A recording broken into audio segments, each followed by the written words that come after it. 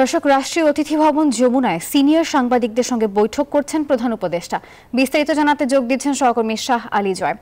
জয়, ঠিক কি বিষয়ে বৈঠক হচ্ছে, বৈঠক সম্পর্কে বিস্তারিত জানাবেন।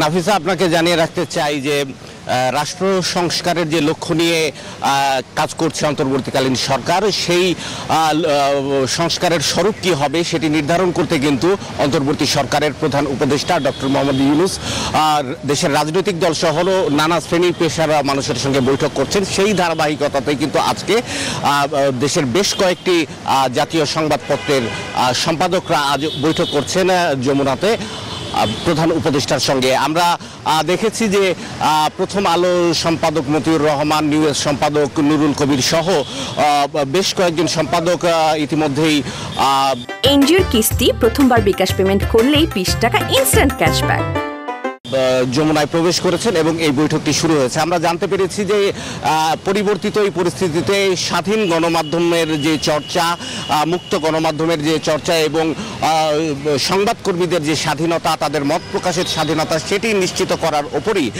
কিন্তু গুরুত্ব দেওয়া হবে এবং সেটি নিশ্চিত করতেই বলা হবে প্রধান উপদেষ্টাকে। একই সঙ্গে রাষ্ট্র সংস্কারের ক্ষেত্রে সম্পাদকরা তাদের বিভিন্ন ধরনের প্রস্তাবনা তুলে ধরবেন প্রধান উপদেষ্টার কাছে। আপনাকে আরো জানিয়ে রাখতে চাই যে আজকে এই বৈঠকটি হওয়ার আগে কিন্তু দেশের কয়েকজন শীর্ষ ব্যবসায়ী প্রধান উপদেষ্টার সঙ্গে দেখা করে গেছেন এবং সেই বৈঠকে কিন্তু তারা বলেছেন যে বাংলাদেশের যে ব্যবসার পরিবেশ সেটি নিশ্চিত করতে হবে এবং কলকারখানাগুলোর নিরাপত্তা নিশ্চিত করতে হবে। তারা বলেছেন যে কলকারখানায় যারা হামলা চালাচ্ছে তারা কিন্তু আসলে শ্রমিক নয়, তারা কিন্তু আসলে কারখানা সংশ্লিষ্ট কেউ নয়, বাইরের সন্ত্রাসীরা এখানে হামলা চালাচ্ছে। এই বিষয়টিও প্রধান উপদেষ্টাকে তারা অনুরোধ করেছেন যেন এই বিষয়টির দিকে নজর দেওয়া হয়। তো এই ছিল আপাতত রাষ্ট্রীয় অতিথি ভবন যমুনা থেকে আমার কাছে সর্বশেষ খবরাখবর। নাফিসা।